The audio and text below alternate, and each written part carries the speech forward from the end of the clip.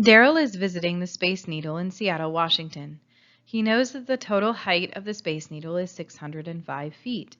The distance from the ground to the observation deck is 10 feet more than 6 times the distance from the observation deck to the top of the Space Needle. Help Daryl find the distance from the ground to the observation deck. Some clarification on this diagram. The ground is represented by this level right here. The observation deck is represented by this level right here. So the observation deck, I'm going to abbreviate O. The ground, I'm going to abbreviate G. And then, of course, the tippy top is the very top of the Space Needle, which I'm going to label T. What is the important information from the word problem? What is the geometric relationship in the Space Needle problem? Teachers, please pause the video and have students talk about this. So the first thing that you should be able to pull out from this word problem is that the total height of the Space Needle is 605 feet. So that goes on the left-hand side, which represents the total height from the ground to the top.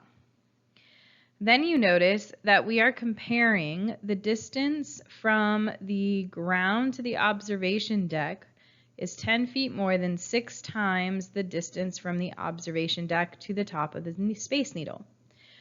So since we're comparing it to the distance from the observation deck to the top of the Space Needle, we're going to represent that distance as x. Now we need to write an expression that represents 10 feet more than 6 times the distance from the observation deck to the top of the Space Needle.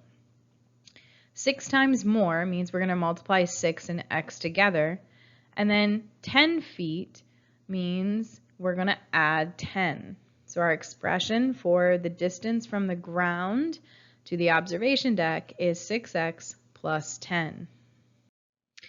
So on the Space Needle, on the original diagram, I labeled this bottom part as G for the ground, and this level as O for the observation deck, and this tippy top as T for the top.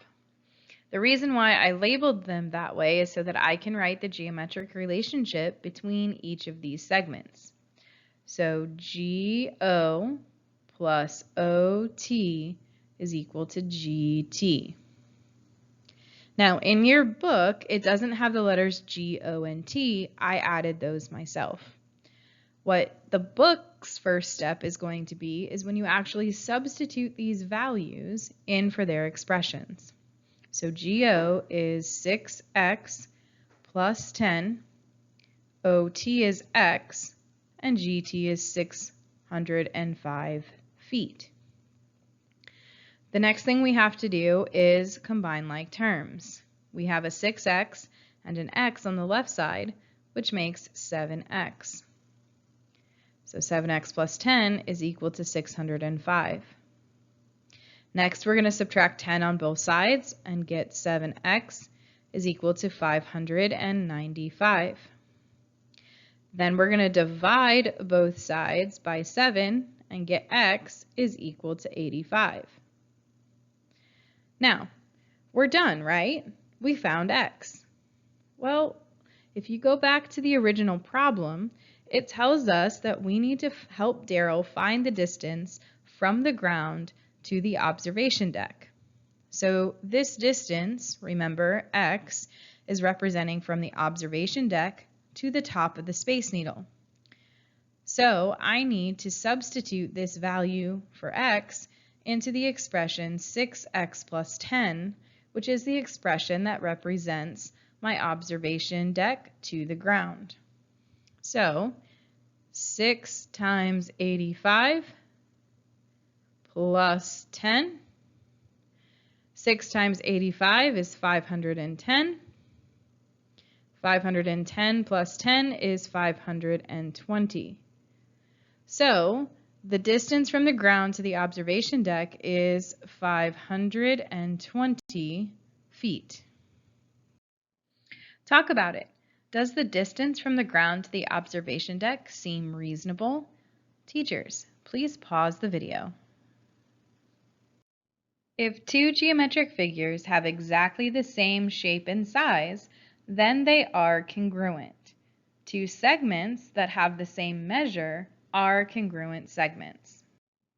The symbol an equal sign with a squiggly over it is read is congruent too. Tick marks on the figure also indicate congruence. Use consecutive number of tick marks for each new pair of congruent segments in a figure. So in this figure, we have one set of tick marks on AB and CD.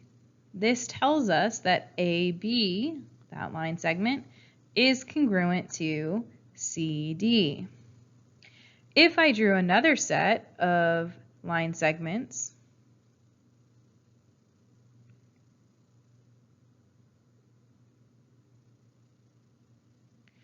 and they were congruent to each other, then I would need to use two tick marks to show that those two line segments are congruent. It may be useful to sketch, draw, and construct figures. Sketches are created without the use of any tools. Drawings are created using measuring tools such as a ruler and a protractor. Constructions are created without the benefit of a measuring tool. You can use a compass and straight edge, string, a reflective device, paper folding, or dynamic geometry software to create constructions. You can construct a segment that is congruent to a given segment. The first step is to draw line segment AB. To copy line segment AB, draw a line and a point P on the line. Place the compass at point A and adjust the compass so that the pencil is at point B.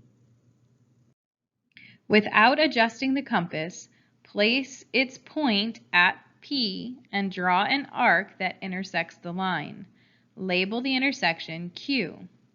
Now we know that line segment AB is congruent to line segment PQ. A great resource for constructions is the website mathopenreference.com/constructions. The link is provided for you on the screen for how to construct a copy of a line segment. Write and solve equations by using congruence. Find the value of x. On this diagram, we see P, Q, and R.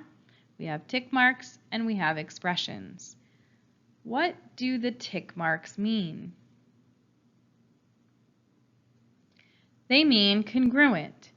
So because we see those tick marks, we know that PQ is congruent to QR.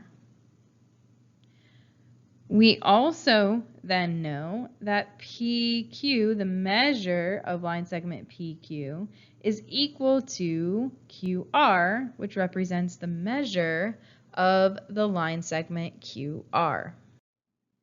As we saw on the previous slide, PQ is equal to QR by the definition of congruence. Now we're going to substitute each expression in for the equation. PQ on our diagram is represented by the expression 6x plus 20. So we're going to substitute that in for PQ on the left side of our equation.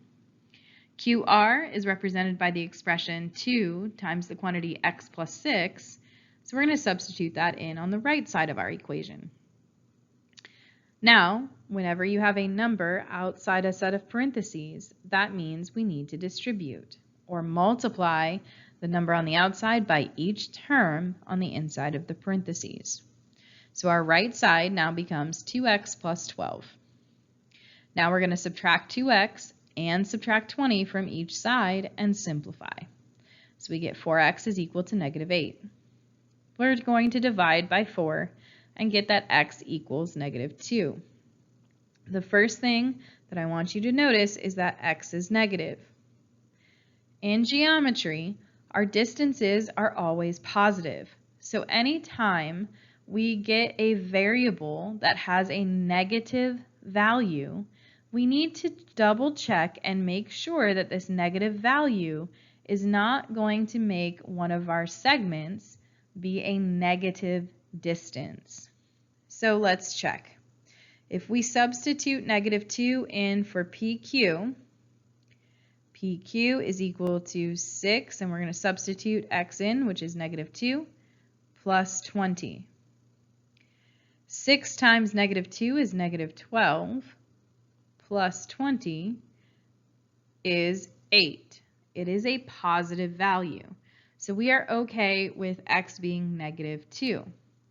Let's check the other one, QR, and make sure that that is also positive, because they both have to be a positive distance in order for x equals -2 to be our solution.